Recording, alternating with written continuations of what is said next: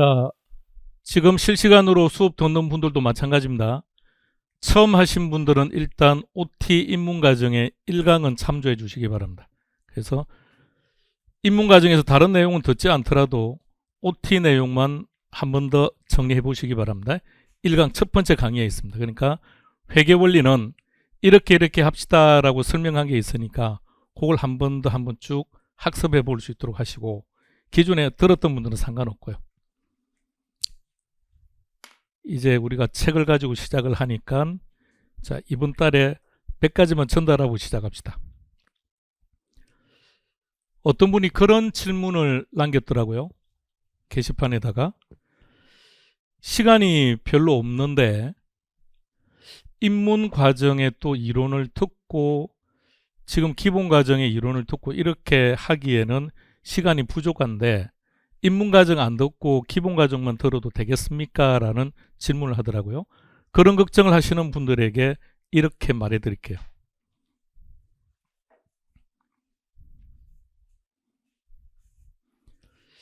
입문 과정에서 다루었던 내용 중에 우리 시험에서 정답을 찾기 위해서 꼭 필요한 내용들은 어떻게 할까요? 이번에도 해야죠. 그럼 다음 과정에도 해야죠. 시험 치는 전날까지 하겠죠, 당연히. 그러니까 이렇게 계속해서 진행될 거니까 나는 시간이 부족해서 입문 과정 듣기가 조금 불편합니다 라고 생각하시는 분들은 안 해도 상관없다는 얘기입니다. 그런데 하면 훨씬 듣기는 편할 겁니다. 그 정도 차이점. 자, 두 번째.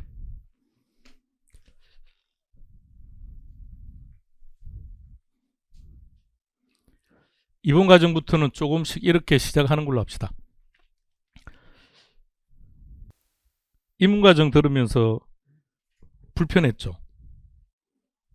불편한 걸로 합시다. 불편했죠? 괴롭죠? 썩 그렇게 확 다가온다든지 또는 재밌는 과목이라든지 이런 느낌 별로 없죠. 그리고 또 그런 게시판에 그런 글도 올렸더라고요. 어렵다고, 힘들다고. 그래서 이렇게 표현했습니다.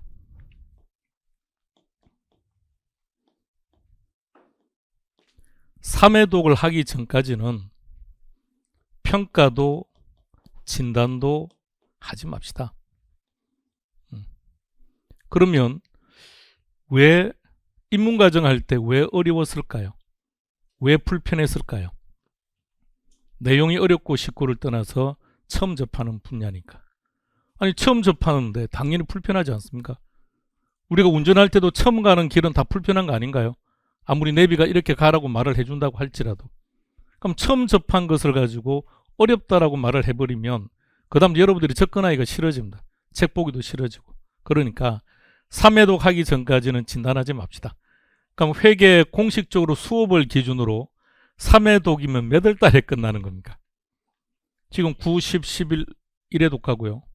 12, 1, 2니까 입문과정 하신 분들도 최소한 25년 2월까지는 가서 그때 가서 진단 내립시다. 타이틀이 회계원리죠. 회계원리. 느낌이 어때요? 그러니까 회계라고 하는 분야가 있겠죠. 회계학이라고 하는 분야가 있을 텐데 우리 시험 보면 회계원리라고 타이틀을 분명히 잡고 있으니까, 그럼 회계학이라는 큰 타이틀 중에 어느 정도 수준과 어느 정도 범위로 시험 문제가 나오는 것 같습니까? 일단 범위는 어느 정도 될 것 같아요. 그냥 느낌상.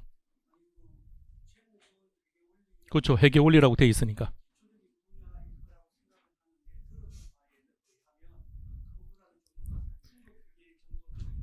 오케이.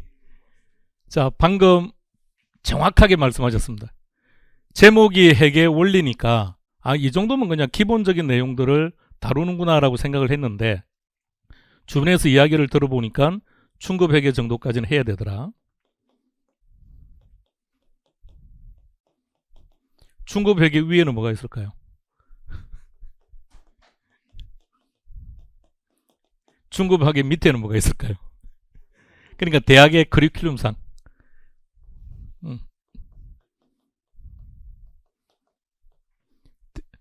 대학의 경영학과나 회계학과의 커리큘럼상 이렇게 구조를 가지고 있습니다. 국어회계는 몇 학년 정도 되면 다룰 것 같습니까? 4학년 때요. 그리고 회계사 시험에서는 국어회계가 어느 정도 올 것입니까? 1차를 기준으로, 객관식을 기준으로. 공인회계사에서는, 그러니까 우리나라에서 회계학이 가장 난이도가 높은 게 공인회계사니까. 그럼 여기서는 국어회계가 40문제 중에서 한 몇 퍼센트 정도 나올 것 같습니까? 그냥 느낌상 찍어봐요. 에이, 그럼 다 떨어지게요. 70%가 국어회계면 아무도 합격 못하게요. 1차를 통과하는 사람이 없을 텐데 20%가 채 안 됩니다. 한 15 정도. 그럼 나머지 전부 다 어떻게 출제된다는 겁니까? 중급. 그래서 우리 시험 범위도 딱 이 정도입니다. 그러니까 범위로만 따지면 다른 시험과 차이가 없습니다. 난이도는 상대적으로 이제 그 정도 수준까지는 안 가죠. 그런데 난이도가 쉽지는 않다는 것. 그래서 이제 이번에는 이렇게 합시다. 자, 이렇다 과목의 성격이 이렇다 보니까 우리 시험을 준비하시는 분들이 어쨌든 이 과목은 과락만 면하고 보자는 전략으로 대부분 다 접근합니다. 그리고 민법에서 점수를 좀 더 많이 받자는 생각입니다. 근데 민법이 호락호락하게 점수가 70이나 80을 받을 수 있는 과목이 아니다 보니까 그럼 결론은 그런 전략으로 가시는 분들은 합격하기가 좀 힘들어지는 거죠. 그럼 이 과목도 최소한은 60점은 스스로 해결할 수 있어야 되는 거니까. 그래서 이렇게 하겠습니다. 2번을 다시 가보세요. 이 파트는 버리겠습니다 라는 파트는 다음 과정에서 말할게요. 이번 과정에서는 버린다는 얘기 안 할게요. 그럼 진짜 아무것도 안 볼 가능성이 많으니까. 그리고 강의에 좀 더 집중해서 학습을 하시다 보면 이 파트는 안 하겠다는 뜻이구나라는 것을 아시게 될 겁니다. 버릴 건 버리고 가져갈 건 가져갈 거예요. 그 기준은 이렇게 말했습니다. 난이도 기준이 아닙니다. 어려우면 버리고 쉬우면 가져가고 그런 게 아니라고요. 철저하게 출제 가능성입니다. 아무리 난이도가 높다고 할지라도 출제 가능성이 높으면 가져가는 것이고 아무리 쉬운 문제라고 하더라도 시험과 무관한 내용이라면 버릴 겁니다. 자, 그렇게 해서 가져갈 거고 그 다음 이번 과정부터는 이렇게 진행할게요.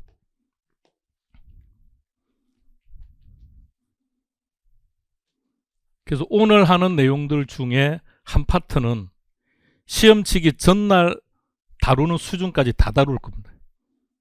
매일 이렇게 진행할게요. 그러니까 중요한 내용은 지금이 인문이라고 해서 기본 이론이라고 해서 그냥 말 그대로 기본만 하는 게 아니고 이거는 중요해. 올해도 나올 가능성이 많아. 이런 것들은 그냥 아예 다 해버릴게요. 매 순간순간부터. 그럼 이제 이런 내용들만이라도 정확하게 하나씩 챙겨서 갑시다. 그러다 보면 어느 순간 원하는 점수가 나올 겁니다. 힘들어하지 마시고 그날까지 함께 가는 겁니다. 그래서 함께의 대상이 누군가요? 응? 아니, 그렇죠. 강양하고 여러분하고 같이 가자는 거예요. 또 함께라는 거 짝꿍하고 함께 가는 게 아니고. 자, 이렇게 추가적 OT를 진행하고 이제 시작해 봅시다. 책 엄청 두껍죠? 예? 안 하시는 게 좋을 것 같습니다. 안 하는 게 좋을 것 같고, 분짜는 할 필요 없어요. 이제 본격적으로 여러분 스스로가 생각할 때 이제 내가 이제 본격적으로 시험 준비를 한다. 본격적인 시험 준비를 한다 그러면 어떤 교재를 가장 많이 볼 것 같습니까? 기본서를 많이 볼 것 같습니까? 기출문제일 것 같습니까? 예상문제일 것 같습니까? 모의고사일 것 같습니까? 기출문제입니다. 기출문제 제일 많이 볼 겁니다. 근데 기출문제는 분철해도 상관없습니다. 기출문제는 1차 과목이 다 같이 묶여 있을 테니까 그런 거는 분철해도 상관없는데 기본서는 그냥 그대로 두세요. 기본서는 그대로 두고 그 언젠가는 기본서 안 볼 겁니다. 기본서 안 볼 거니까 기본서는 잘 보관했다가 이제 합격하시고 현장에 나가면 그 현장 사무실에 그냥 놔두세요. 그러니까 분철 안 하는 게 좋을 것 같아요. 자, 시작해 볼까요? 첫 번째가 회계와 회계 정보다 그랬습니다. 자, 회계. 자, 아무 생각하지 마시고요. 자, 편안하게 정해 보세요. 회계란 뭐다?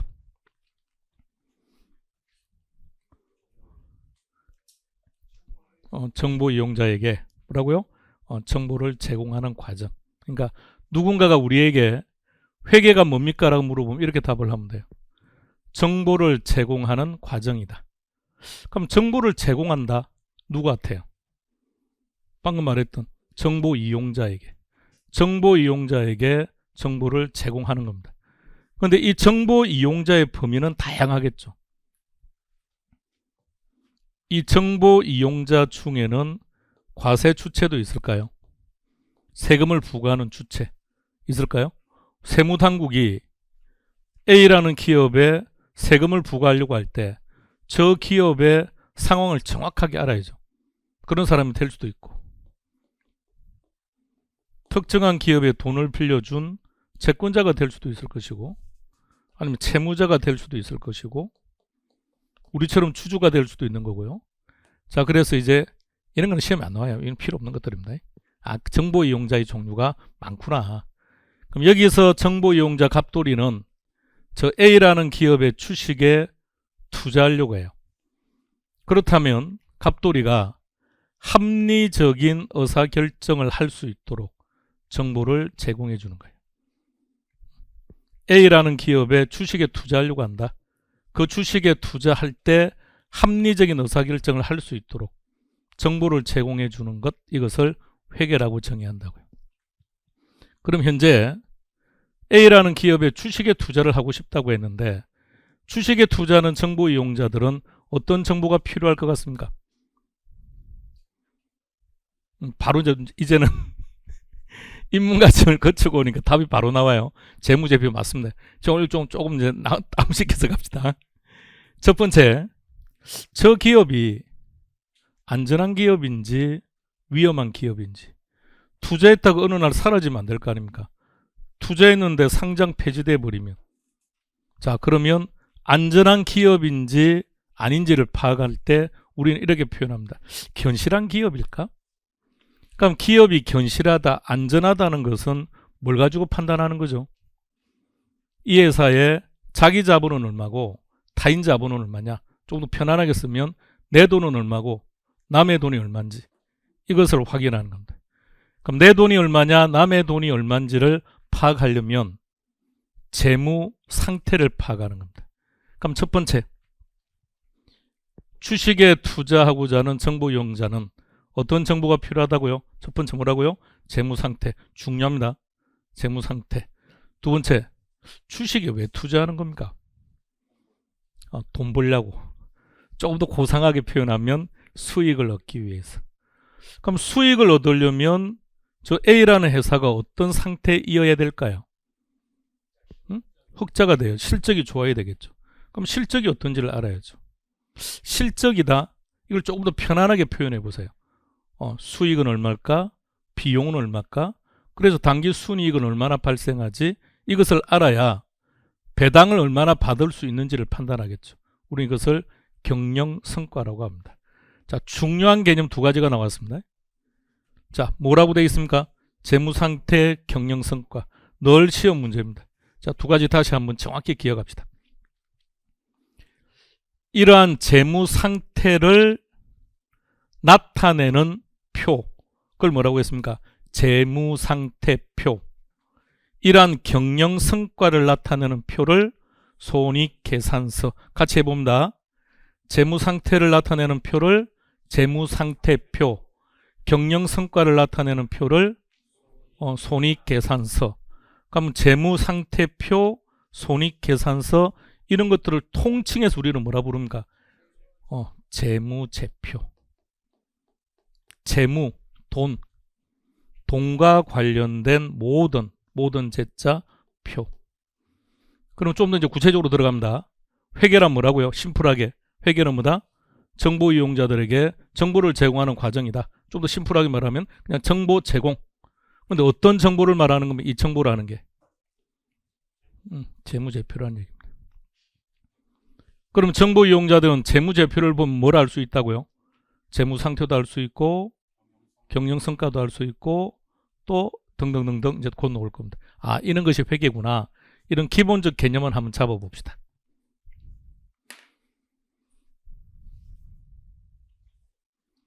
우리는 북이라는 말은 많이 접해봤습니다.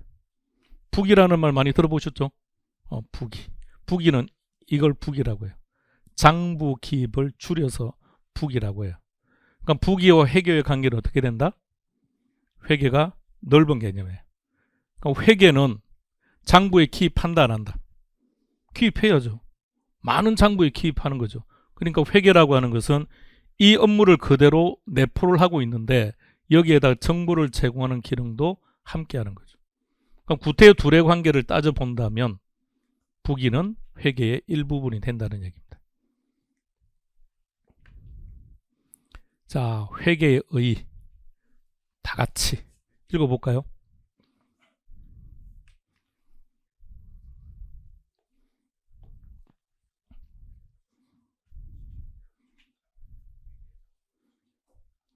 자, 지금 실시간으로 영상으로 보시는 분들도 다 같이 읽겠습니다. 시작.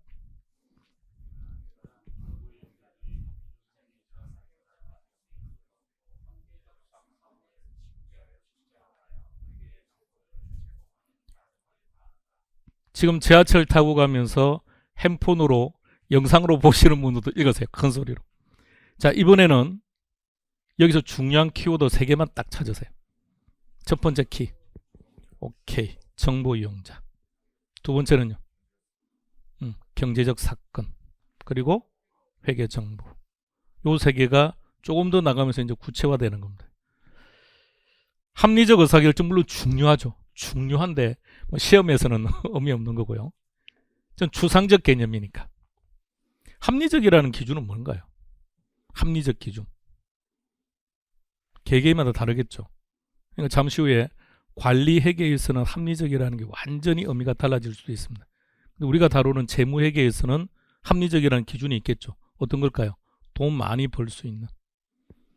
자, 그러면 한 가지만 정리해 볼게요. 저 회계 정보라는 것은 둘 중에 무엇을 말할까요? 재무적 정보겠습니까? 비재무적 정보겠습니까? 수도. 재무적 정보가 무슨 말입니까? 화폐로 표시 가능하다. 그럼 비재무적이라는 말은 화폐로 표시할 수 없다. 이렇게. 그럼 회계 정보는 화폐로 표시하는 정보를 말할까요? 화폐로 표시하지 않는 정보를 말하는 걸까요? 아니면 모두를 다 의미할까요? 모두를 다 의미해요. 이게 우리 시험이 아니라 회계사 시험에서 2번 나왔는데 많이 틀리는 문제입니다. 구분하셔야 됩니다. 그럼 아직 진도를 나가진 않았는데 화폐로 표시할 수 없는 정보 어디에서 필요할까요? 관리회계에서. 최고 경영자 입장에서 보세요. 최고 경영자 입장에서 돈으로 표시할 수는 없지만 기업의 이미지를 위해서 행동할 수도 있는 거 아닌가요? 또는요, 우리 대기업의 오너들이 각종 체육과 관련된, 운동과 관련된 그 협회의 회장 자리에 많이 있지 않습니까? 거기에서 뭐 수당 받는 게 없다면서 월급 받는 게요. 그러니까 명예직입니까? 근데 왜 할까요? 거기서 좋은 이미지를 심으면 기업의 이미지에도 양궁이 잘 되면서 양궁협회 회장 인기 절정이죠.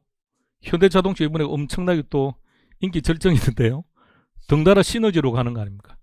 그렇다면 비재무적인 정보도 중요하다는 얘기죠. 자, 이렇게 정의해야 합니다. 그럼 조금만 더 생각해 보세요. 이 화폐로 표시가 가능하다는 얘기는 과거 정보입니까? 현재 정보입니까? 미래 정보입니까? 과거 정보란 얘기예요. 과거 정보는 정확하게 판단이 되겠죠. 이번에는 A라는 사업에 투자를 해서 수익을 100억 얻었다. 아주 구체화시킬 수 있다는 얘기죠. 비재무적 정보는 이런 말입니다.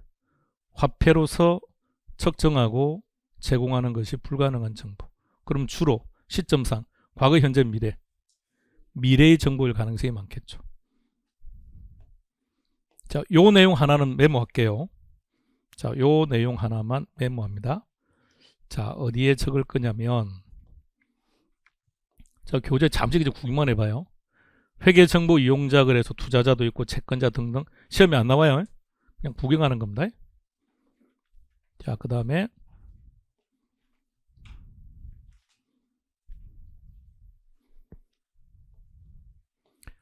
회계 정보가 저 뒤에 있어서 조금 넘어갔다 올게요.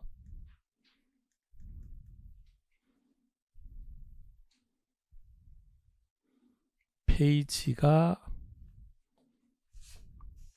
여기요. 이게 몇 페이지죠? 27페이지.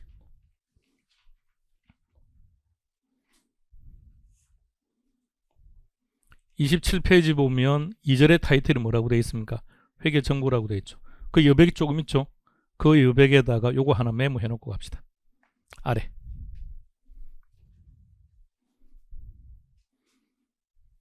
시험에 출제되면 잘 틀리는 내용입니다.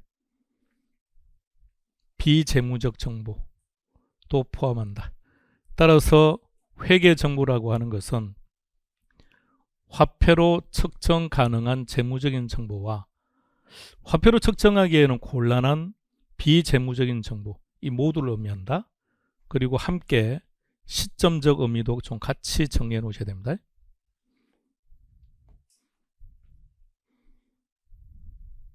가볍게 지문 하나로 나와요.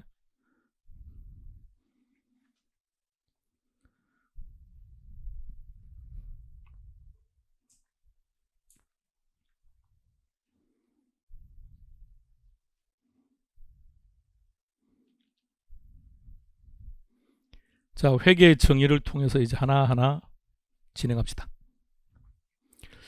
회계의 정의 암기해야 됩니까? 암기 안 해도 되는 겁니까? 다시 시험 문제 나오는 겁니까? 안 나오는 겁니까? 시험 문제 나오겠죠. 당연히 지문 하나로. 암기해야 됩니까? 안 해도 되는 겁니까? 안 해도 되는 거죠. 단 키워드 3개만요. 우리가 회계에 그러면 키워드 3개만 딱 떠올리는 거예요. 첫 번째 정보 이용자, 두 번째 경제적 사건, 세 번째 회계 정보. 이것을 제공하는 일련의 과정이다 이거죠. 이게 회계라는 얘기입니다. 그럼 이제 하나씩 한번 진행해 볼까요? 정보 이용자부터 시작합니다. 자, 우리가 처음 시작하면서 여기 갑돌이라는 사람이 나왔었죠. 갑돌이라는 사람은 지금 뭘 하겠다는 거죠? A라는 회사 주식에 투자하겠다고 했죠. 그러면 갑돌이는 내부 정보 이용자가 되는 겁니까? 외부 정보 이용자가 되는 겁니까? 자, 우리는 딱 한 가지만요. 내부 정보 이용자는 최고 경영자. 최고 경영자는 내부 정보 이용자. 그 외에는 전부 다 외부 정보 이용자다. 정보 이용자는 이렇게 구분합니다. 따라서 이런 외부 정보 이용자, 이러한 외부 정보 이용자, 이 외부 정보 이용자 중에는 우리 회사의 직원도 있습니까? 우리 회사 사원도 있겠죠. 이사도 있을 것이고 과장도 있을 것이고 기업 내부에 있다고 해서 내부 정보 이용자가 아니라 최고 경영자를 제외하면 전부 다 외부 정보 이용자더라고요. 그럼 이들에게 제공하는 정보를 수집하고 분석해서 하나의 표로 딱 만들어냅니다. 그 표를 뭐라고 한다고요? 재무제표. 이런 재무제표와 관련된 정보를 제공하는 분야를 재무회계라고 말합니다. 그런데 이 최고 정보 이용자, 내부 정보 이용 최고 경영자, 이 사람은 뭐 하는 사람입니까? 그러니까 이 사람들은 투자를 할까 말까, 그래서 배당을 많이 받을까 적게 받을까 고민인데, 그러면 이 최고 경영자는 목적이 뭘까요? 이번에 중국에다가 공장을 하나 투자하기로 했는데 이 공장 신축하는 게 좋은 걸까? 아니면 스톱하고 2년 후에 들어가는 게 좋을 건가? 이런 걸 결정하는 거죠. 그럼 다시 말하면 시점상 언제입니까? 이러한 정보를 제공하기 위해서 정보를 수집하고 분석하는 분야를 관리회계라고 말합니다. 그럼 회계라고 하는 영역은 크게 두 가지 영역으로 구분한다는 얘기죠. 어떻게 구분한다고요? 재무회계하고 관리회계하고. 뭘 기준으로 구분한 거죠? 정보 이용자. 자, 둘을 구분해 봅시다. 정보 이용자를 통해서 구분합니다. 이렇게. 내부 정보 이용자는 앞으로 기업의 미래의 먹거리를 결정하는 위치에 있으니까 미래와 관련된 정보들을 요구하게 될 겁니다. 자, 보고수단. 자, 재무회계는 이러한 외부 정보 이용자들의 정보를 제공해요. 그런데 기업의 정보가 많을까요? 적을까요? 엄청나게 많겠죠. 하루에도 엄청나게 많은 거래가 일어날 텐데 이 많은 정보를 정보 이용자들에게 제공하면 이 정보 이용자들은 무슨 말인지 모르죠. 분석할 수가 없죠. 그래서 그냥 심플하게 하나의 표에다가 모든 정보를 집대성해서 알려주는 거예요. 그 표를 뭐라고 표현한다? 재무제표라고 해요. 재무제표. 그럼 여기는 보고수단이 뭘까요? 어떤 안정된 일정한 체계가 없겠죠. 다양한 분석들. 그때그때 상황에 따라서. 자, 중국에다 공장을 투자하기로 했습니다. 공장 들어가기로 결정을 했습니다. 근데 갑자기 정치적으로 관계가 불편해졌습니다. 그럼 어떻게 해야 됩니까? 멈춰야죠. 그럼 정치적으로 좀 관계가 불편해졌다? 화폐로 표시해 보세요. 어느 정도 되는 겁니까? 화폐로 측정을 못하는 거죠. 자, 그래서 이렇게 일정한 형식을 가지고 있지는 않다는 얘기입니다. 회계 기준입니다. 이제 오늘은 이 회계 기준을 조금 더 구체적으로 기억을 할 겁니다.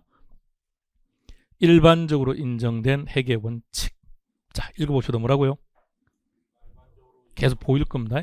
갭 그러는데 우리나라 같은 경우는 두 가지죠. 우리나라 같은 경우는 기업회계 기준이라는 것도 있고 또 하나 우리나라가 선택한 한국이 채택한 국제회계 기준이라는 게 있고 자, 그런 것들을 말합니다. 그러면 외부 정보 이용자들에게 재무제표라는 정보를 제공할 때는 일정한 틀 속에서 제공을 해야 된다는 얘기입니다. 그래서 기준에 의해서 제공한다. 그런가 하면 내부 정보 이용자가 공장 들어가는 게 좋을까 안 들어가는 게 좋을까 정치 환경 앞으로 어떻게 변할 것이냐 이런 것들을 다 파악을 해야죠. 중국의 인건비가 계속해서 상승하고 있고 베트남의 인건비가 싸다 뭐 들어가는 게 좋습니까? 베트남으로 들어가는 게 더 좋을 수도 있겠죠. 방글라데시로 들어가는 게 더 유리할 수도 있다는 거죠. 그러니까 우리 기업들이 자꾸 그쪽으로 넘어가는 거죠. 이는 뭔가 일정한 틀을 가지고 있는 기준은 없다는 얘기입니다. 보고 기준. 그럼 이런 건 다 주관적이라는 얘기죠. 그런가요? 그런데 이 사람들한테 주관적인 정보를 제공할 수는 없는 거 아닙니까? 일반적으로 1년 단위. 물론 반기도 있습니다. 6개월, 분기별로 할 수도 있습니다. 그건 정하기 나름이니까. 일반적으로 1년 기준. 그러면 회계 기준, 우리는 회계 단위는 보통 몇 년? 1년. 이렇게. 수시로, 상황에 따라서. 제공하는 정보라고 그랬습니다. 시점상 따져봐요. 요 과거 정보일까요? 현재 정보일까요? 미래 정보일까요? 왜 과거일까요? 요 내용들을 잘 봐요. 그렇죠? 화폐로 표시가 정확하게 되려면.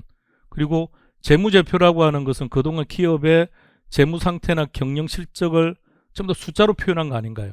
그럼 지나간 데이터일 가능성이 많겠죠. 과거 정보입니다. 그럼 여기는 시점상. 여기는 과거 정보가 포함되는 겁니까? 안 되는 겁니까? 당연히 포함되는 겁니다. 포함되는데 미래를 조금 더 중시한다 이런 개념이죠. 자, 한 번 더 눈으로 한번 쭉 봅시다.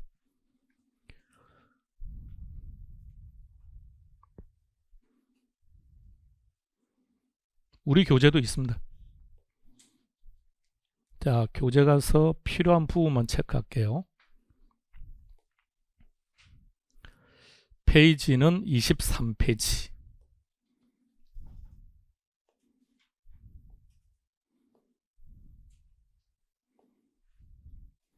(23페이지) 표를 딱 찾아보세요. 먼저 보고수단 보세요. 보고수단에서 재무제표라는 거 하나 체크해 놓으시고요.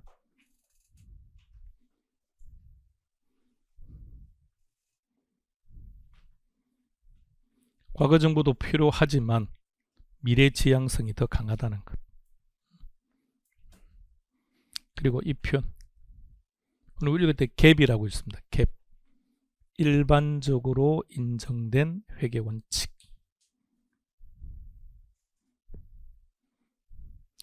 자, 입문과정 때는 기억하십시오라고 했던 멘트가 거의 없습니다.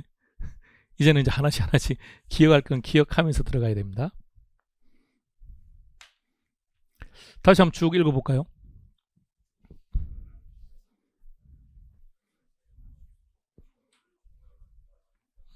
다양하겠죠. 그럼 시험 문제에서 회계의 정의가 나왔는데 항상 세 개가 있다는 보장 없죠. 아까 우리는 회계의 정의에서 뭘 기억하자고 했습니까? 첫 번째, 정보 이용자. 왜 정보 이용자를 기억하자고 했을까요? 관리 회계와 재무 회계를 구분하는 기준이었으니까. 첫 번째, 정보 이용자. 두 번째는요, 경제적 상권. 왜 이게 중요하죠? 이게 회계상 거래이냐 아니냐를 판단하기 위해서. 자, 세 번째 뭐라고 했습니까? 정보 제공이라 그랬죠. 그 정보 제공. 정보 제공이라는 말은 빠질 수가 없겠죠. 볼까요? 정보 이용자들에게 정보를 제공하는 일련의 과정입니다. 근데 우리는 이 정보 이용자를 기준으로 해서 회계를 두 가지로 나눴죠. 어떻게 나눴습니까? 재무 회계하고 관리 회계하고 이렇게 두 가지로 나눴다고요.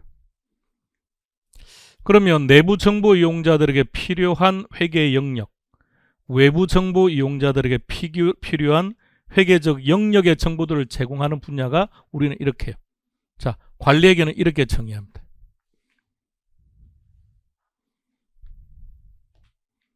우리는 다른 거 필요 없습니다.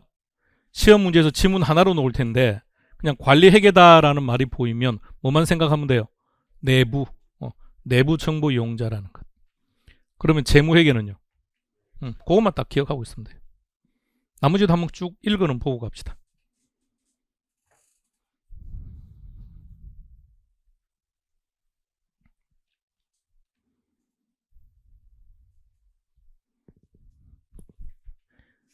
지금 너무 길을 빼면 안 됩니다.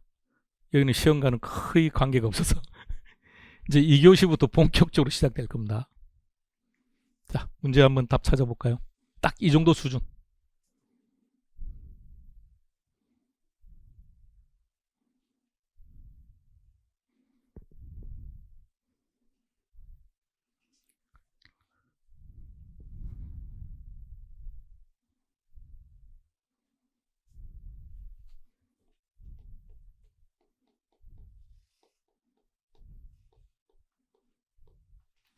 우리 시험 범위 내에 있는 기업은 이 기업입니다. 주식회사입니다. 주식회사는 어떤 회사입니까? 투자자들이 투자를 하면 그 돈을 모아서 투자를 하고 그래서 발생한 수익금으로 배당 주는 거죠. 그렇다면 주식회사의 경영자는 어떤 업무를 하는지를 잘 생각해 봐요. 저 경영자의 업무 중에 한 가지가 투자자가 맡긴 돈을 적절하게 활용해서 많은 수익을 발생케 만들어서 주주에게 다시 되돌려주는 역할을 해요. 근데 최고 경영자가 실적이 안 좋아서 배당을 적게 했답니다. 그럼 어떻게 되던가요? 주총에서 경영자 해고하자고 하지 않던가요? 그래서 첫 번째가 우리는 그런 것을 수탁 책임이라는 말을 쓰는 겁니다. 우리가 맡긴 돈 적절하게 관리하고 그 결과가 어떠했는지를 보고하고 알려줘야죠. 자, 두 번째는 관리 회계가 나옵니다. 키워드가 뭐죠? 이것만 보면 되죠. 나머지는 필요 없죠. 다음 3번 아직 진도가 안 나갔습니다. 회계상 거래라고 하는 것은 첫 번째 자산, 부채, 자본, 수익, 비용의 변화를 초래해야 됩니다. 두 번째, 금액으로 측정 가능해야 됩니다. 근데 보면 최고 경영자가 사임했다. 저것은 아무런 문제가 없습니다. 아무런 문제가 없기 때문에 이거는 회계상 거래가 인정되지 않습니다. 4번으로 가겠습니다. 이 표현 하나만 볼게요. 요거 하나. 일단 요거 한 표현 보세요. 인식하고 측정하고 처리하고 보고한다. 회계 기능 중에서 아주 주된 기능이라고 말을 해요. 자, 한 가지는 그냥 알아두면, 요새는 시험에서는 잘 안 나오는데 2000년대 초반까지는 시험에 아주 자주 나왔습니다. 인식이 뭘까요? 오케이, 기록하는 겁니다. 인식, 그러면 기록. 이런 뜻입니다. 5번으로 갑니다. 일단 세팅이 안 맞아요. 첫 번째, 재무제표하고 내부정보 이용자는 일단 세팅이 안 맞죠. 자, 그 다음 뒤에 보니까 일반적으로 인정된 회계 원칙이라는 말은 어디에 적용되었습니까? 재무회계 쪽이죠. 그럼 재무회계 쪽이라면 내부 정보가 아니라 외부라고 할까요? 내용이 전부 다 안 맞는데요. 자, 그래서 재무제표, 일반적으로 인정된 회계 원칙 캡, 그래서 내부가 아니라 외부. 이 정도 수준입니다. 이 정도 수준의 문제. 회계 기준에서 용어 좀 두 가지 좀 봐둡시다. 쭉 보세요.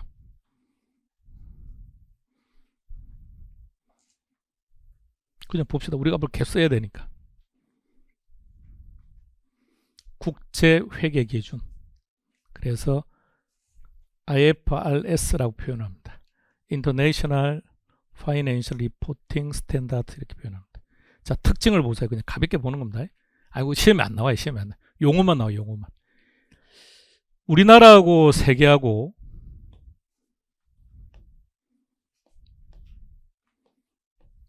우리나라하고요, 이 다른 나라들하고 회계 기준이 달라요. 그러니까 어떤 불편한 점이 있느냐면 수출을 하거나 수입을 하고 나면 다시 또 일치시키는 작업이 필요하다는 얘기입니다. 그래서 90년대부터 시작됩니다. 일치시키자고. 쟤네들을 우리와 맞추라고 할 수는 없는 거 아닙니까? 어쨌든 조금 기분은 언짢지만 우리가 그네들을 따라가서 맞춰줘야죠. 그래서 2011년부터 시험 기준은 딱 한 가지만 기억하면 돼요. 상장 기업에 한해서 사용합니다.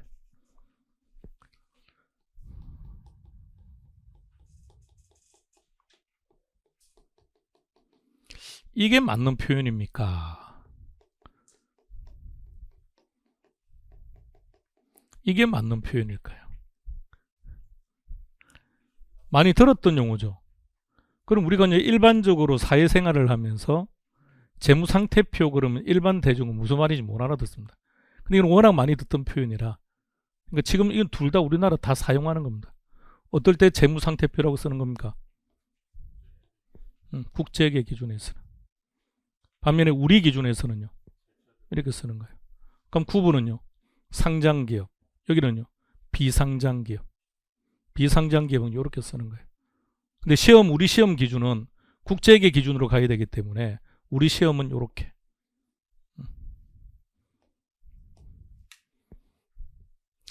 그런데 국제회계 기준의 특징 중에 한 가지가 원칙 중심입니다. 자, 원칙 중심은 잠시 후에요. 자, 두 번째 거 한번 보세요. 아까 말했던 캡입니다. 그러니까 우리나라는 원래 기업회계 기준이라는 게 있었는데, 기업회계 기준에서는 기준에 규정이 있습니다. 자, 이럴 때는 회계 처리를 이렇게 하십시오라고 해서 아주 구체적으로 회계 처리 방법을 제시했습니다. 그럼 이건 무슨 말일까요?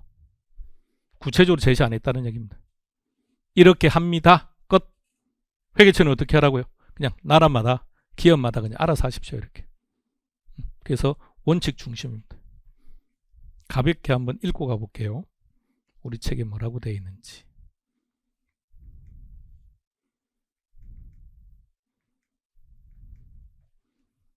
우리는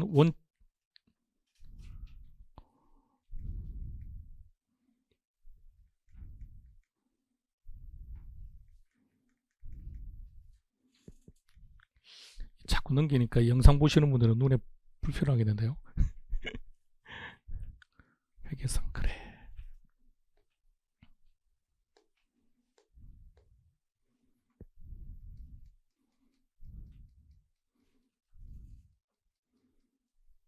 찾았습니까? 몇 페이지인지?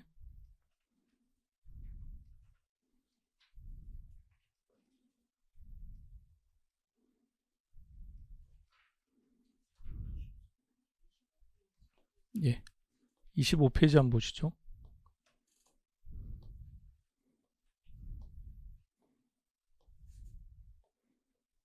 자, 회계 기준으로 해서 책에도 언급되어 있습니다. 그냥 원칙주의. 시험과는 관계없이 그냥 이것만 칼라로 처리된 부분만 한번 읽어보세요.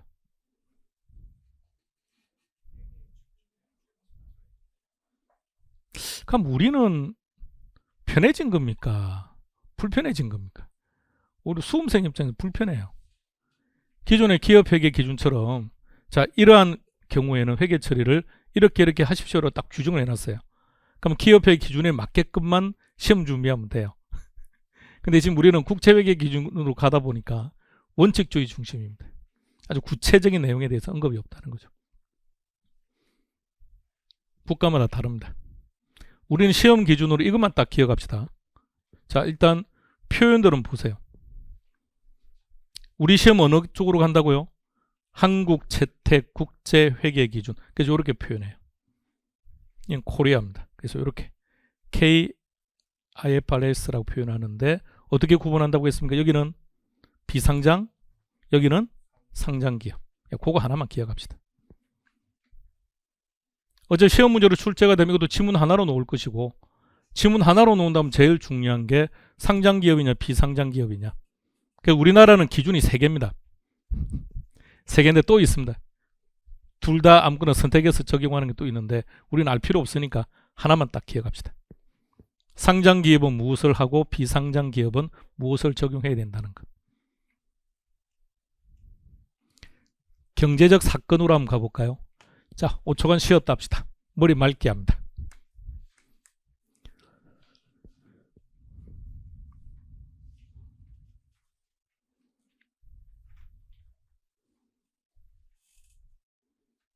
위에다가 책 페이지를 다 적어놨습니다.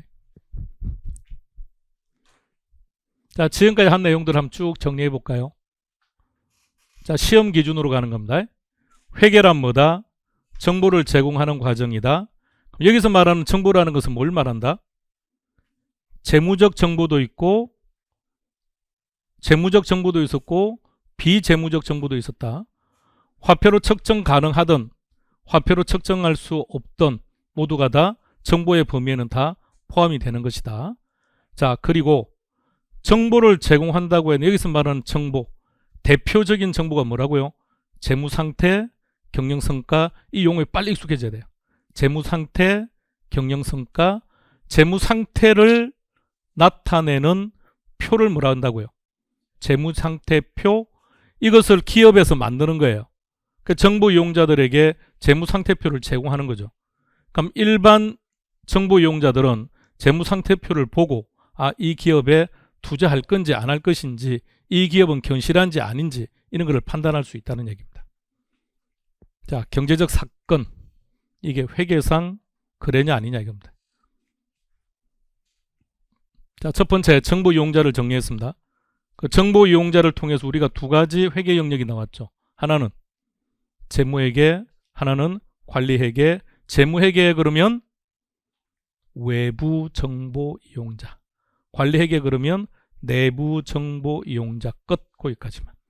자, 경제적 사건입니다. 편안하게 읽어보세요.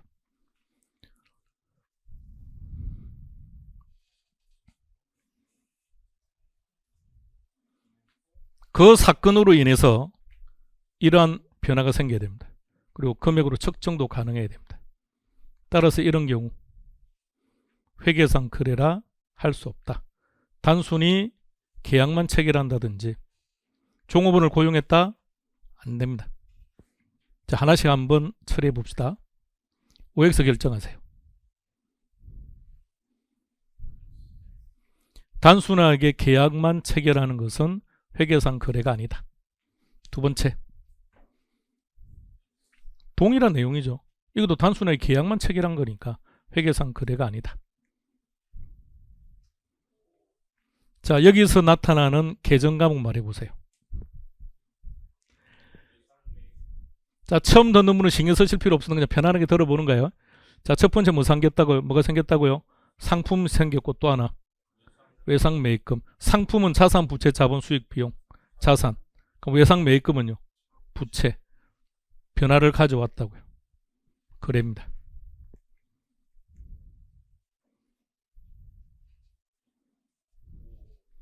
자, 상품을 매출했답니다.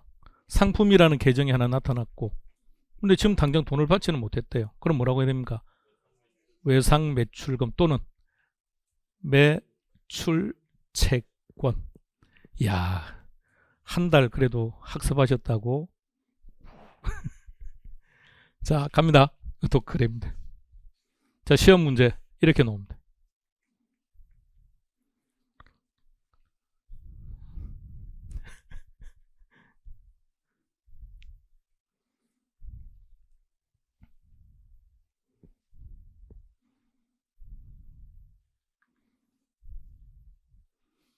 이런 문제 만나면 10초 만에 끝내겠죠.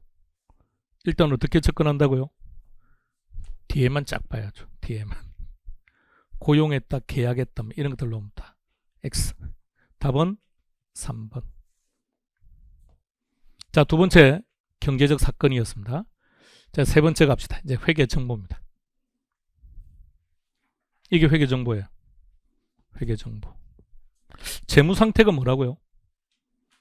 방금 경제적 사건이 발생하려면 자산, 일단 자산이 뭔지는 모르겠지만 자산, 부채, 자본, 수익, 비용에 영향을 줘야 된다 그랬죠. 그 5개 중에 앞에 3개, 그게 재무 상태와 관련된 겁니다. 그러면 이러한 재무 상태와 관련된 정보를 정보 이용자들에게 제공하기 위해서 분석하고 수집해서 보기 편안하게 표로 만든 게 뭘 한다고요? 그런 걸 재무 상태표라고 하는 거예요.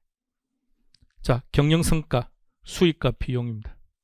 요 둘의 차이 나는 금액이 이익이 되겠죠. 만약 비용이 더 크다면 우리는 단기 순손실이 생길 테니 이렇게. 이러한 수익과 비용과 이익을 정보 이용자들에게 제공하기 위해서 표로 만든 것을 손익계산서. 이런 것들을 통칭해서 부를 때 재무제표라고 말합니다. 그러면 결론 이건 갑시다. 회계란 정보를 제공한다고 했는데, 그럼 결과적으로 그 정보라는 것은 뭘 말하느냐? 재무제표구나. 그럼 시험은요, 여기서 몽땅 다 논다는 뜻입니다. 재무제표가 전부 다 시험 문제입니다. 재무제표가. 그 지난 우리가 입문 과정에서는 이 재무제표와 관련된 내용들만 실은 정리한 겁니다.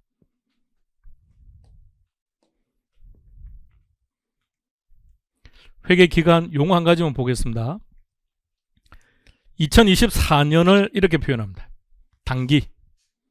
그럼 24년을 기준으로 했을 때 23년은 정기.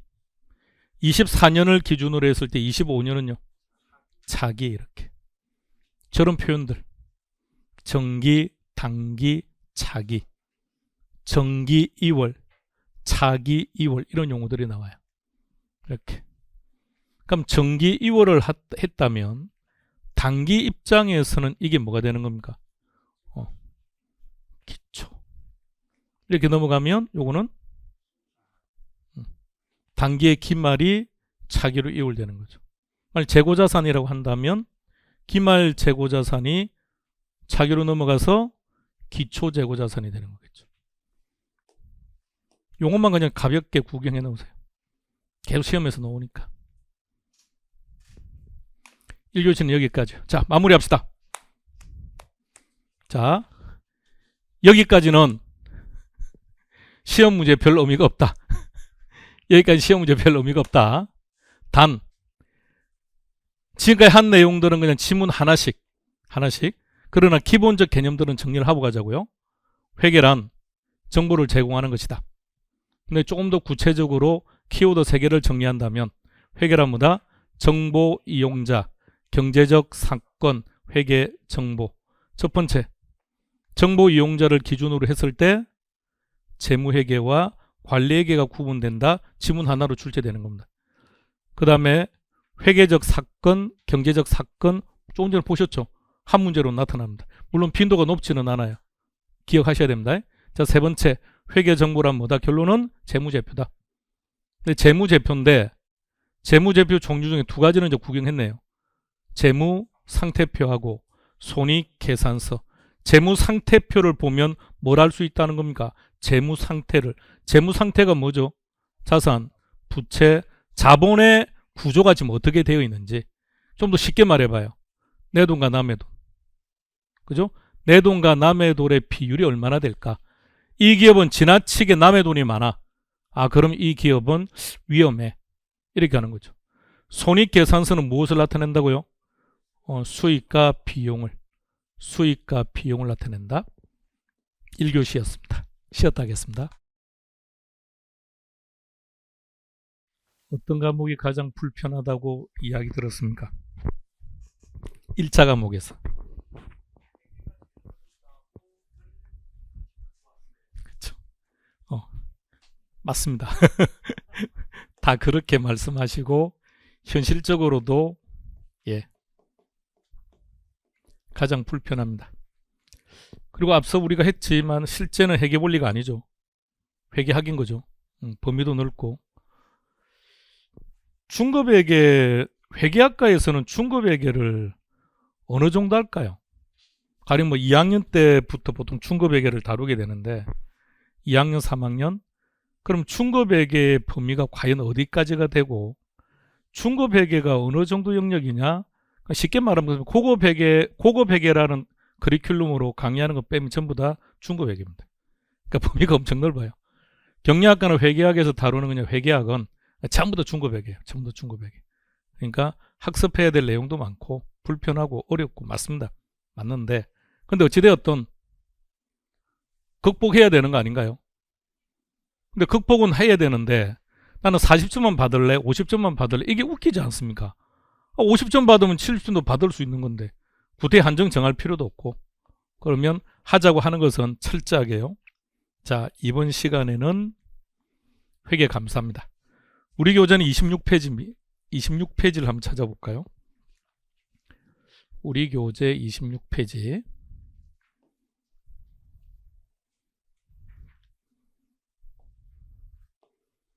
처음으로 별 표시가 하나 나왔습니다. 별 표시 100개. 별 표시 100개. 회계에서 별 표시는 딱 두 개입니다. 별 표시 100개짜리하고 별 표시 1개짜리하고. 별 표시 100개는 무슨 뜻입니까? 반드시 출제된다. 1개는요? 출제된다. 별 표시 없는 거는요? 중요할걸? 그럼 결론은 다라는 거냐? 나중에 별 표시 100개짜리만 해도 그냥 60점 정도 나올 겁니다. 회계 감사. 자, 시작해 봅시다. 조금만 더 디테일에 가면 들어가 봐요. 뭘 감사한다는 얘기입니까? 재무제표. 재무제표를 감사한다는 거죠. 재무제표의 어떤 부분을 감사한다는 뜻일까요? 그냥 편안하게 생각해요. 그러니까 재무제표, 그러니까 주석까지면 5개라면 주석은 일단 주석까지 포함시켜서 전체를 다 감사를 하는데 그 재무제표의 어떤 부분을 감사하겠다는 얘기입니까? 재무제표를 작성할 때 제대로 되었느냐? 그 제대로 되었다는 게 무슨 말이죠? 어떻게 작성하면 제대로 된 거죠? 그렇죠.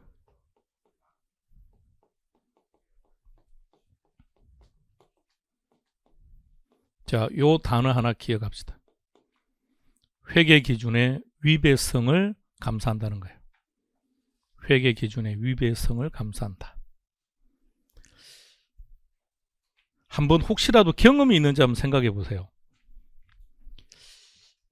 여러분이 다니고 계신 직장에서 감사를 하면 혹시 최고 경영자청에서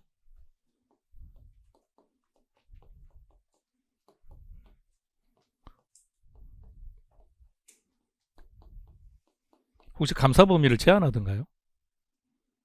자, 감사를 들어간 감사인은 일단 재무제표를 보겠죠. 우리가 했던 것처럼 재무제표에서 냄새가 납니다. 그럼 어떻게 해야 됩니까? 원장 보자고 해야죠. 그죠? 원장이 뭐가 이상해요 그러면 분계장 보자고 해야죠. 그 다음에 이상하면 그래 보자고 해야죠. 다 가져오라고 해야죠. 그런데 안 줘요. 일부를. 가져오라고 했더니 한 90%는 주는데 10%는 안 줘요. 주세요 주세요 자꾸 말했더니 한 2% 남기고 나머지만 줘요. 감사 범위를 제한하나? 결론적으로 감사는 이 두 개를 감사하는 거예요. 아니, 시험 문제는 딱 이 두 가지가 나와요. 회계 기준의 위법성하고 감사 범위에 제한하고, 이 용어 하나를 좀 기억해 놓읍시다. 잠깐만요. 지금 왜 뭘 적고 계신가요? 아니, 아직 적으면 안 돼요. 아직 메모하시면 안 되고. 자, 그래서 이것들을 감사를 해서 결과 이렇게 최근 10년 기준으로 5문제가 나왔습니다. 10년 기준으로 5문제가 나왔고, 우리가 앞서 중급회계라는 말을 쓰는데 정확히 말하면 회계학 범위 안에 감사를 포함시킬 수도 있지만 포함시키지 않는 경우도 있습니다.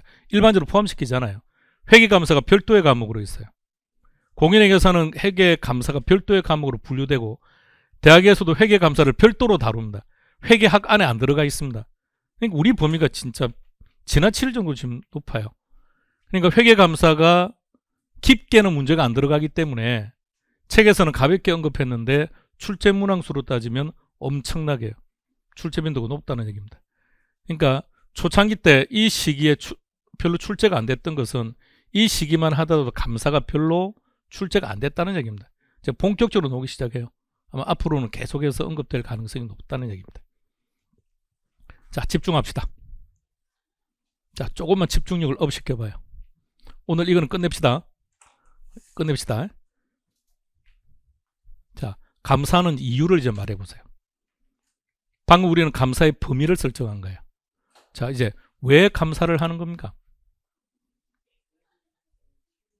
그렇죠. 신뢰성, 객관성을 확보하기 위해서. 키워드만 딱 보세요. 회계감사라는 타이틀을 쓰는데 뭘 감사한다는 겁니까? 결론은. 우리가 지금 하고 있는 게 재무회계입니까? 관리회계입니까? 재무회계죠. 그러니까 외부 정보 이용자들에게 제공하는 정보를 다루는 분야죠. 근데 그게 무엇이었죠? 외부 정보 이용자들에게 제공하는 정보가 재무제표고, 그것을 감사하는 거죠. 왜 감사합니까? 이것 때문에. 전문가들이 감사를 하게 되면, 이 데이터는 신뢰할 수 있고 객관성이 확보되었다, 이 말입니다. 그래서 감사의 종류는 4가지가 있습니다. 자, 지금부터 집중해서 끝낼 겁니다. 첫 번째, 뭐라고요? 무슨 뜻입니까? 오케이, 제대로 되었다. 그럼 그 말은 무슨 말인지 좀 더 구체적으로 들어갑시다.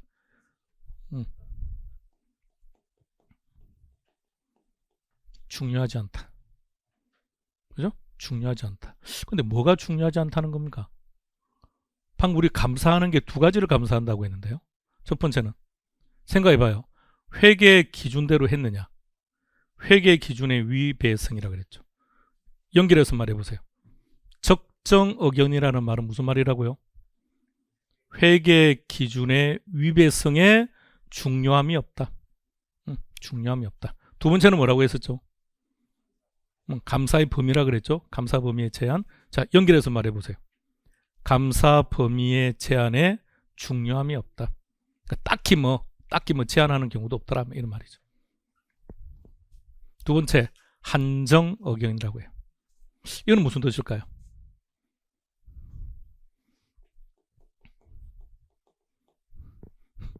설명하세요. 무슨 말이죠? 자, 용어를 자꾸 써요. 회계 기준의 위배성에 중요한 문제가 생겼다고요. 중요한 뭔가가 위배했다고요. 또 감사 범위의 제한이 중요합니다. 그런데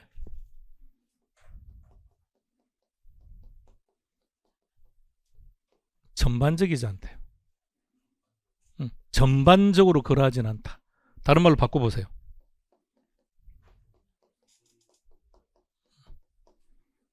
자, 이게 답을 찾는 키워드입니다. 전반적이지 않다, 부분적이라는 말이 들어오면 무조건 답은 뭐가 됩니까? 한정 의견이 됩니다. 자, 이번에는 부적정 의견입니다. 무슨 말일까요?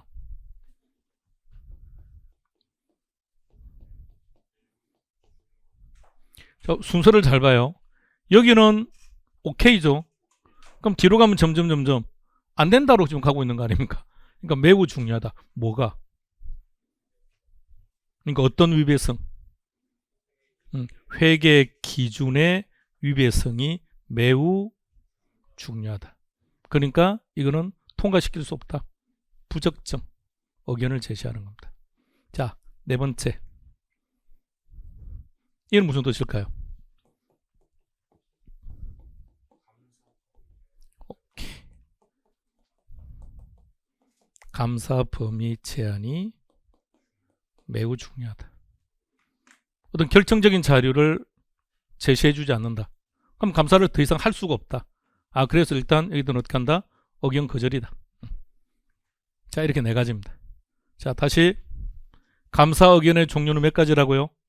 네 가지 들어갑니다. 시작. 적정, 한정, 부적정, 의견 거절. 오케이. 자, 기억합시다. 지금 바로 끝내자고요. 올해 출제될 가능성도 높겠죠?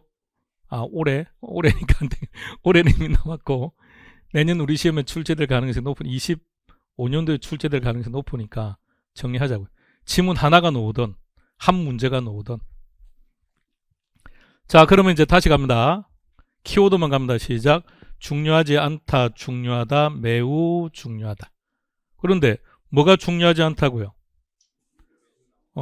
회계 기준의 위배성과 감사 범위의 제한에 중요함이 없다. 자, 중요하다.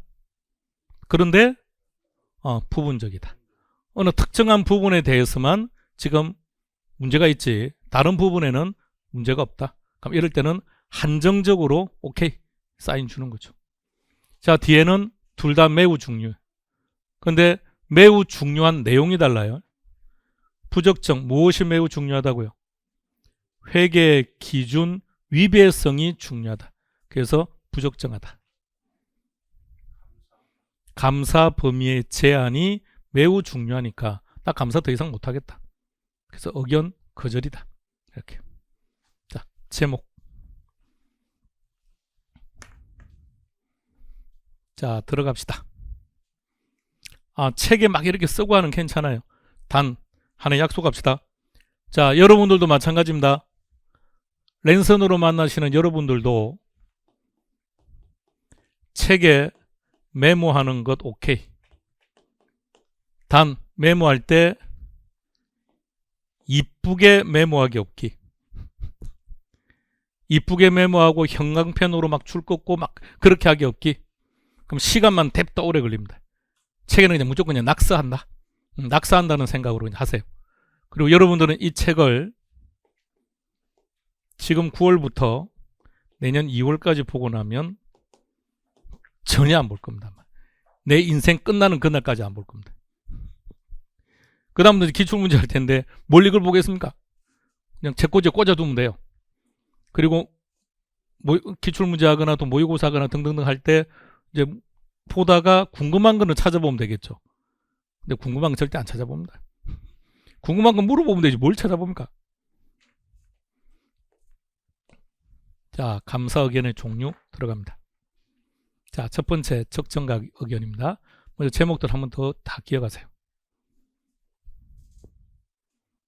적정, 한정, 부적정, 의견 거절. 순서대로 이게 어쨌든 난이도 차이니까 순서대로 갑시다. 자, 첫 번째 제목을 보세요.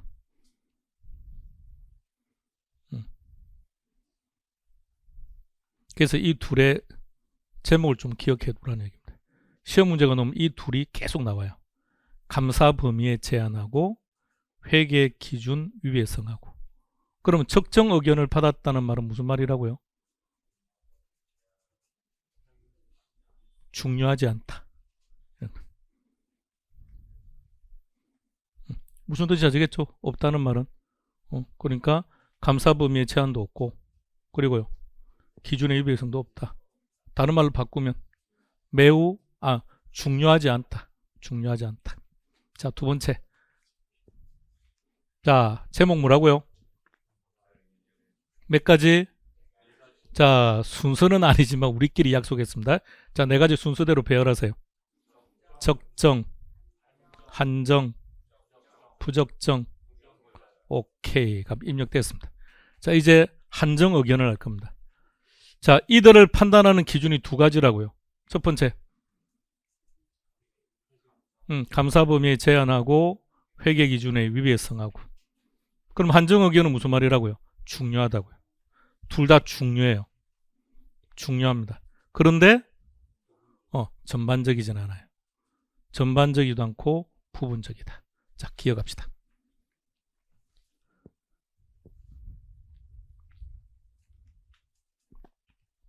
감사 의견의 종류 3개.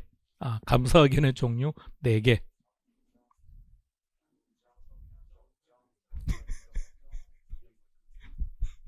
이런 순진함. 자, 종류 그랬더니 뒤에 있는 분이 적정하니까 그 다음에 한정부터 얘기하면 어쩝니까? 처음부터 다 해야죠. 자, 4개 다시 시작.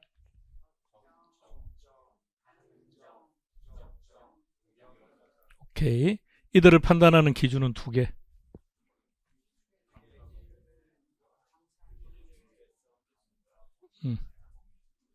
회계 기준의 위배성이 무슨 말이죠? 기준에서는 회계 처리를 이렇게 하십시오라고 했는데 그 방향으로 안 갔다는 얘기죠. 감사 범위의 제한은요. 위에서 자꾸 뭘 안 하려고 해요. 오픈을 안 시켜주려고 해요. 자, 이번에는 뭐 하다고요? 매우 중요하다고요. 자, 순서대로 다시 차례대로 말해보세요. 여기는 중요하지 않다, 중요하다, 매우 중요하다. 뭐가 매우 중요하다? 이쪽은 매우 중요하다. 이렇게. 감사기는 종류 4개.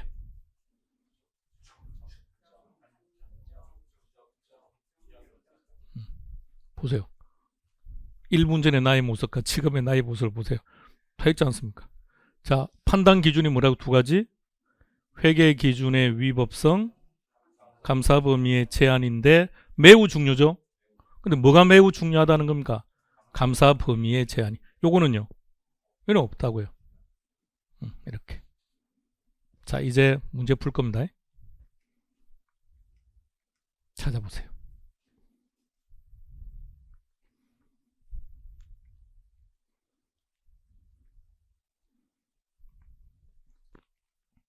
방금 했던 내용의 키만 찾아요. 외부 감사인이 충분하고 적합한 감사 증거를 입수하였고, 큰 의미 없죠. 왜곡 표시가 재무제표에 개별적 또는 집합적으로 중요하답니다. 자, 하나 나왔네요. 중요하대요. 그런데 오케이, 전반적이지 않답니다. 그럼 답은 한정. 괜찮아요.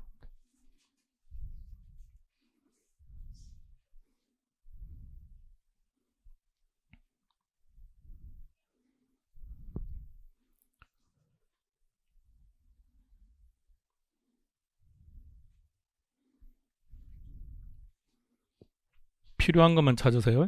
키만. 자, 가에서 키는요. 기준을 위배한 정도가 크다. 이렇게. 이게 무슨 말입니까? 매우 중요하다. 뭐가 매우 중요하다고요?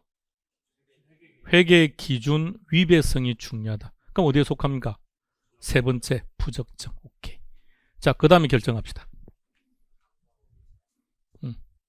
그런데 키는요? 부분적으로. 그러면요? 한정. 다시 보시죠.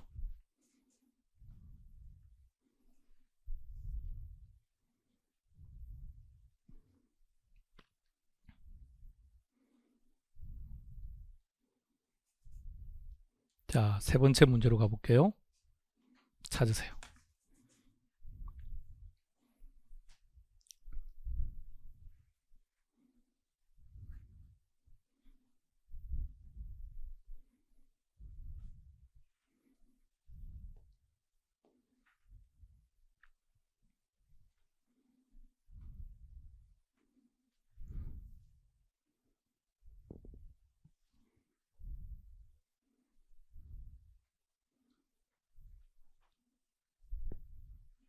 틀린 것.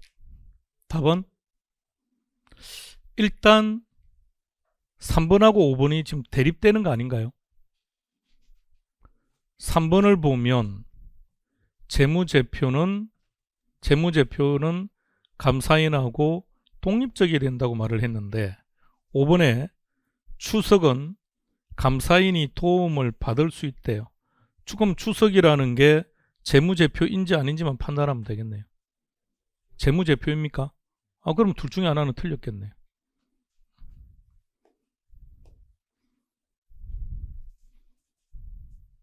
자기가 감사하는데 작성에 도움을 주면 그러면 감사의 의미가 필요 없는 거 아닌가요? 시작합니다. 1번. 뭘 감사한다고요? 재무제표를. 왜 한다고요?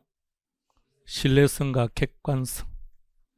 따라서 신뢰성 수준을 향상시킬 수 있다. 자, 2번 갑니다. 이번에 물론 이제 전반적이지 않습니다라는 말이 보이기는 하는데, 자, 키 중요하다고요. 중요한데 전반적이지 않다. 우리가 의견 표현 형태가 4가지였습니까? 적정, 한정, 부적정, 의견 거절, 차례대로 키워드만 중요하지 않다, 중요하다, 둘은 매우 중요하다. 그럼 중요하대요. 두 번째, 중요한데 특징은 전반적이진 않고 부분적이다. 그랬으니까 한정 의견. 3번, 감사를 수행할 때 감사인의 역할이 나와 있는 겁니다. 독립적이어야 된다. 그래야 객관성 확보가 가능하죠. 자, 4번째.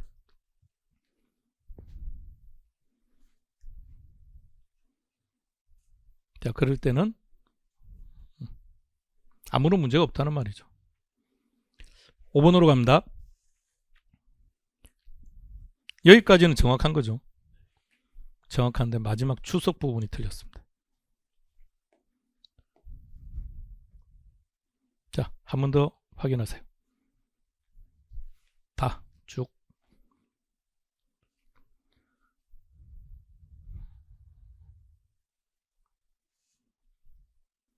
네 번째 문제로 가겠습니다.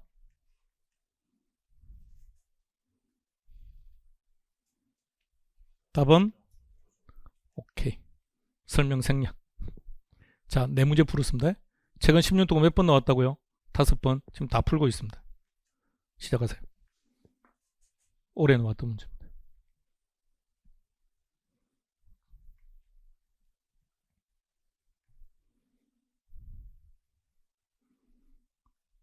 지문 해석하지 마세요.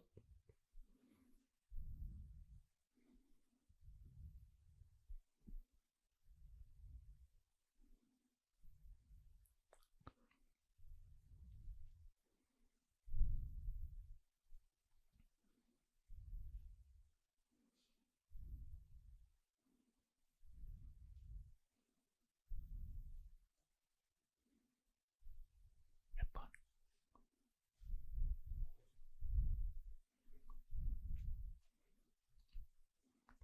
아니, 말로서 하면 안 돼요. 손으로 표시해야죠. 자, 우리 영상으로 지금 보시는 분들도 손으로 표시하세요. 몇 번? 자, 손가락을 많이 펴지 마시기 바랍니다. 1번입니다. 자, 갑니다. 첫 번째, 갑에사 키 찾으세요. 자, 다시 갑니다. 자, 중요하지 않다, 부분적으로 중요하다, 매우 중요한데, 세 번째는 뭐가 매우 중요하다? 기준의 위배성이 중요하고, 마지막에는 뭐가 매우 중요하다? 감사 범위의 제한이. 오케이. 그럼 여기서는 기준을 중요하게 위반한 내용이 없대요. 중요하지 않다는 말 아닙니까? 중요하지 않다. 그러니까 뭐가 됩니까? 적정이죠. 두 번째 것도 보세요. 중요하지 않대요. 그냥 중요하지 않대요. 그러니까 이것도 적정이고. 세 번째, 범위가 중대하게 제한되었습니다. 매우 중요하다는 겁니다. 근데 무엇이 감사 범위의 제한이. 그래서 뭐가 된다고요? 억양 거절. 5명 다 풀었습니다. 이렇게 하는 겁니다. 자, 오늘 추가로 OT 할 때 그렇게 말했습니다. 그냥 매 순간순간 조금 더 집중적으로 하면서 반복하자고 했는데 그게 이 내용입니다. 매번 그렇게 할 겁니다. 매번. 그렇게 해나가면 오늘은 첫날이라서 조금 해나갈 게 몇 개 없어요. 오늘은 전반적인 내용들이 많아서. 회계감사는 특정한 딱 감사 범위에서 문제가 나오니까 이렇게 선택할 수 있는데 나머지는 전반적인 내용이라서. 그럼 이제 본격적으로 개정 과목 하나씩 들어가면 이제 이런 것들이 많이 나올 거예요. 우리가 총 10주죠. 일단 기본적인 생각이 한 번 만날 때마다 2개씩 일단 할 생각입니다. 이번 과정에. 2개씩 하면 20개죠. 그럼 20개라도 정리하면 반은 일단 해결하지 않을까. 그러니까 매우 중요한, 그러니까 이거 매우 중요하다고 했으니까 우리도 매우 중요한 거 별표시 100개짜리를 매주 만날 때마다 2개 정도는 이렇게 다 끝내버릴게요. 그렇게 해서 여러분도 그냥 같이 그렇게 임하면 회계가 조금 더 빨리 접근될 겁니다.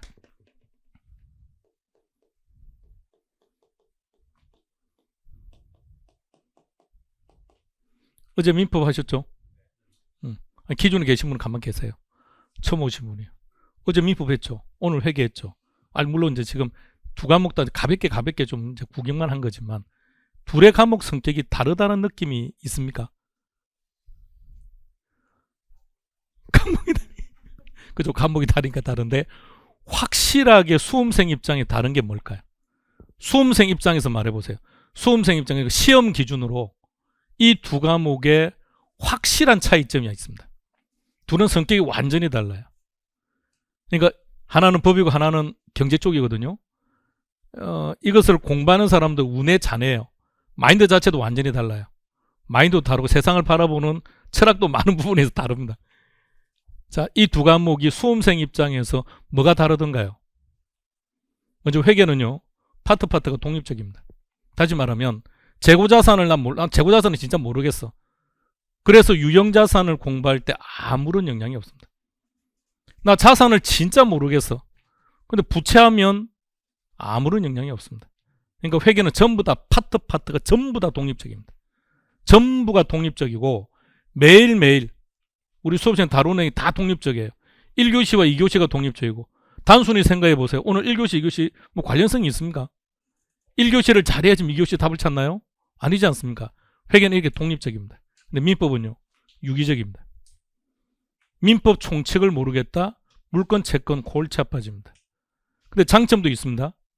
민총 들을 때는 그게 무슨 말인지 몰랐는데 물건법 들으면 그때 그 민총의 의미가 그런 뜻이었구나 이렇게 역으로 다시 해결할 수도 있습니다. 근데 개론은 파트가 독립적이라서 그냥 그날 이해 못하면 그냥 모르는 거예요.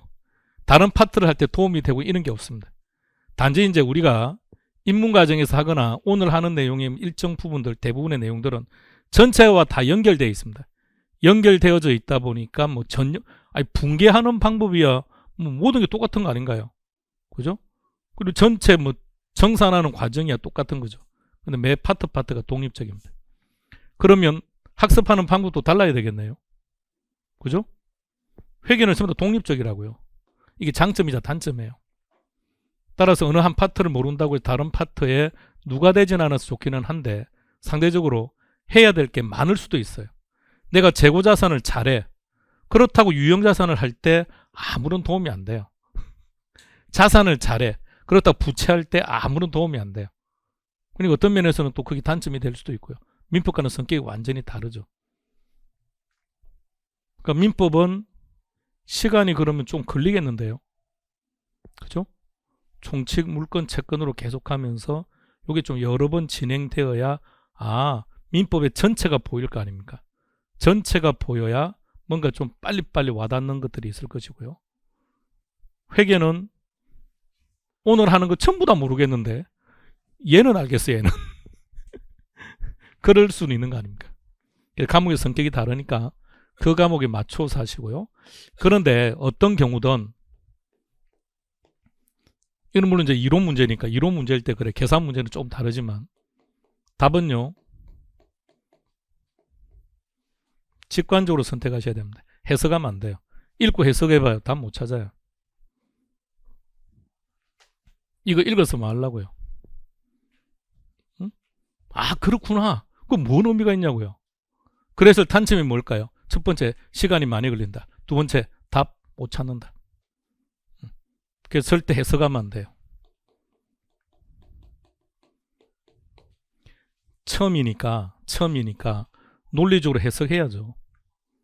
어느 정도 시간이 좀 지나고 난 다음에 본격적으로 문제를 풀 때는 아닙니다. 그때는 해석하면 안 됩니다. 해석하면 답 못 찾아야 됩니다. 판례는 대부분에서 결정한 거죠. 그걸 내가 왜 이해를 하려고 합니까? 그냥 외우면 되지. 뭐 표정이 이래요. 왜요? 대법관하고 한번 맞짱 떠보시려고요? 아니 그렇다는 걸 뭐 우리가 어떻게 합니까? 뭐 사회적 합의인 걸. 그러니까 조금은 문제를 푸는 것과, 그래서 우리가 지난 과정에서 OT에서 말했던 거 혹시 기억나십니까? 공부하지 말고 시험 준비하자고요. 자꾸 해석하는 것은 공부하는 겁니다.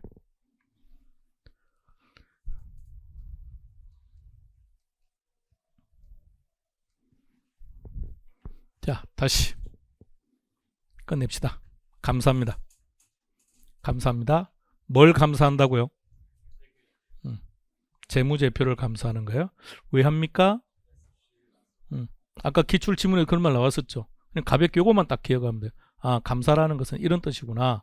그러면 감사에서 적정 의견으로 나왔다. 그러면 아, 그 기업 재무제표 믿고 내가 투자를 할 수 있겠구나.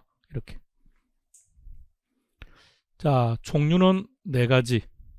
하나씩. 첫 번째, 적정, 한정, 부적정, 억영, 거절. 자, 밑에 메모된 거 한 번 더 보세요.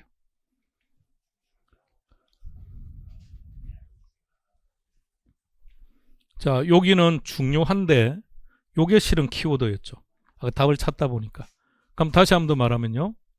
전체 4가지에서 여기에서만 뭐가 나오던가요? 부분적이다, 전반적이지 않다. 저 표현이 나왔어요. 그러니까 저게 답을 찾는데 한정 가격을 선택할 때, 한정 의견을 선택할 때는 결정적인 키워드예요. 매우 중요한데 둘 다.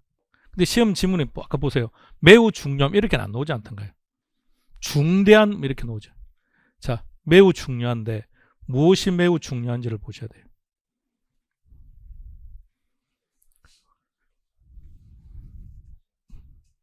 자, 그럼 다시 복습합시다. 그럼 이거는 이제 복습할 필요도 없는 거예요. 이 순간 끝내는 거예요. 복습할 필요도 없죠. 복습 안 하면 다 잊어버리는데 계속 이제 복습해야죠. 이제 하나씩 한 것들은 별표시 100개 하고 이렇게 한 것들은 그냥 일주일에 한 번은 계속 보세요. 진도가 이미 진행되었다고 하더라도. 자, 첫 번째 무슨 의견? 적정 의견, 한정. 자, 적정 의견.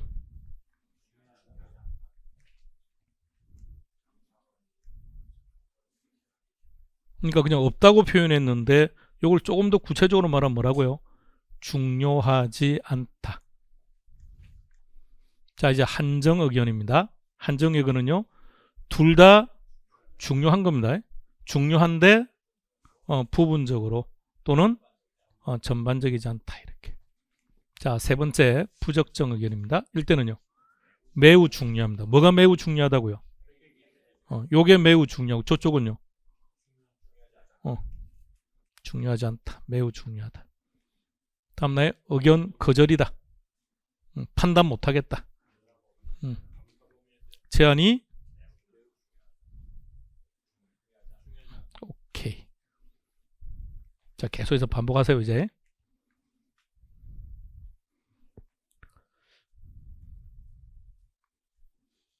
마지막으로 하나만 더요.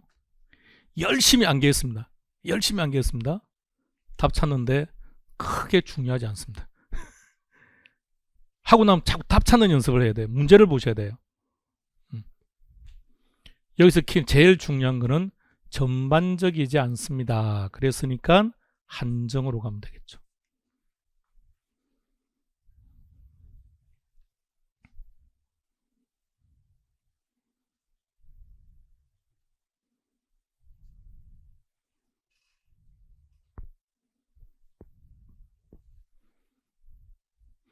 가에서 키는 뭐라고요? 회계 기준 위배의 정도가 크다? 이걸 좀 편안하게 우리식으로 말해보세요. 그러니까 우리식으로 매우. 뭐가 매우 중요하다고요? 회계 기준 위배성이 매우 중요하다. 그래서 답은 부적정 의견. 자, 두 번째는요. 어쨌든 이럴 때는 부분적이 보이면 재수고요. 이런 말이 나오면 더 이상 볼 것도 없고. 한정 의견. 목적, 신뢰 수준 향상 또는 객관성 향상 이렇게 나오겠죠. 자, 여기도 마찬가지입니다. 중요하지만 전반적이지 않습니다. 그랬으니까 한정입니다. 감사인은 독립적이어야 된다. 자, 네 번째 적정 의견이다. 다섯 번째 재무제표는 감사인과는 독립돼야 된다. 그리고 재무제표 종류는 다 하지 않았는데 그냥 처음 하시는 분은 편안하게 들어보세요. 재무제표의 종류는 몇 가지다?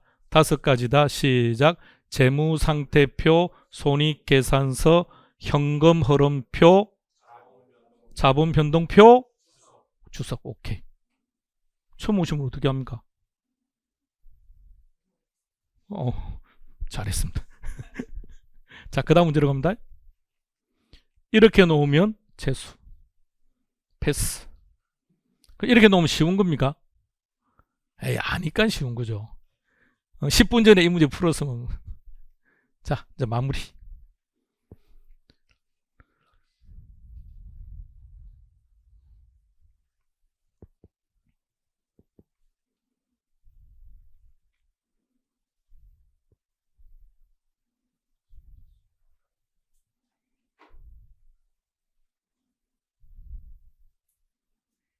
자, 첫 번째 키는 회계 기준을 중요하게 위배를 한 내용이 없다.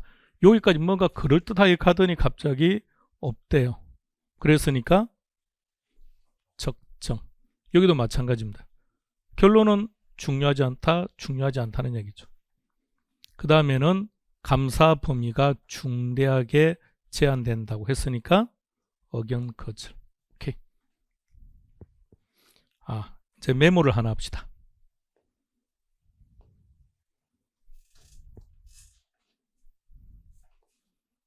앞서 여러분들 감사 여기 막 메모를 했었는데 이제 요 찾으세요. 요 여백. 요 여백에다가 메모를 하나 할 겁니다. 뭘 할 거냐면 아까 메모했던 요거 하나 적어 놓읍시다.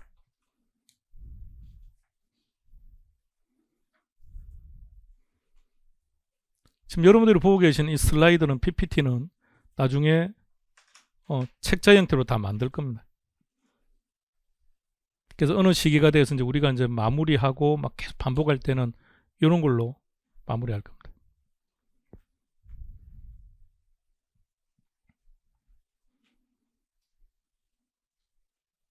중요하지 않다, 중요하지만 부분적이다. 뒤에 둘은 매우 중요하다. 근데 회계 기준의 위배성이 매우 중요하냐, 감사 범위의 제한이 매우 중요하냐에 따라서 달라졌습니다.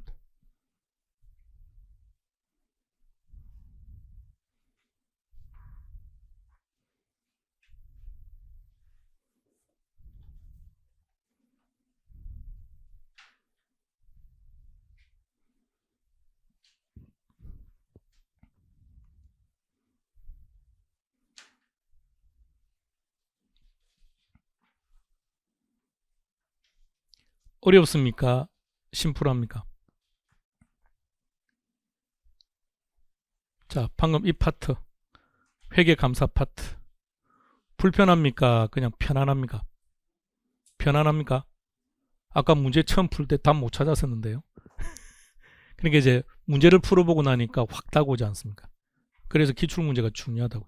자꾸 문제를 보시면서 문제가 어떻게 출제되는지.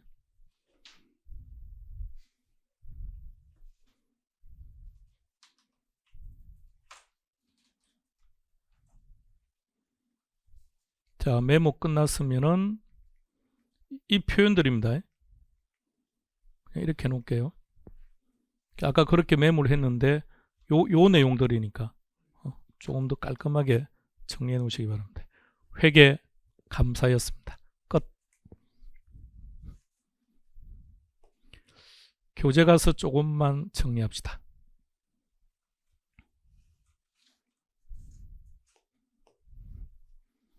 첫 번째 적정 의견. 키만 딱 보세요. 키 찾으세요.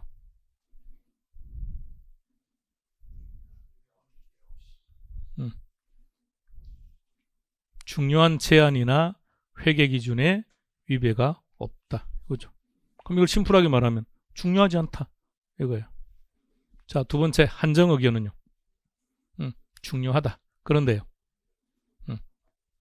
부분적이고 전반적이지 않다.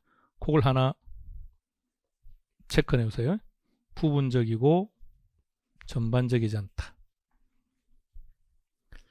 다음 부적정 의견. 매우 중요한데, 그리고 의견 거절 매우 중요한데 무엇이, 첫 번째 부적정 의견은 무엇이 매우 중요하다고요?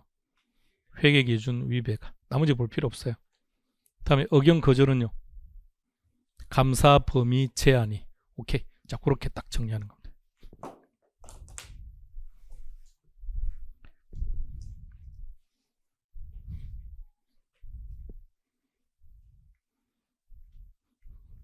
그렇게 딱 정리가 끝나고 나면 기출문제를 딱 풀어보시면 그럼 정확하게 내가 그 내용을 알고 있는지 아니면 조금 찜찜한지가 딱 결정날 겁니다.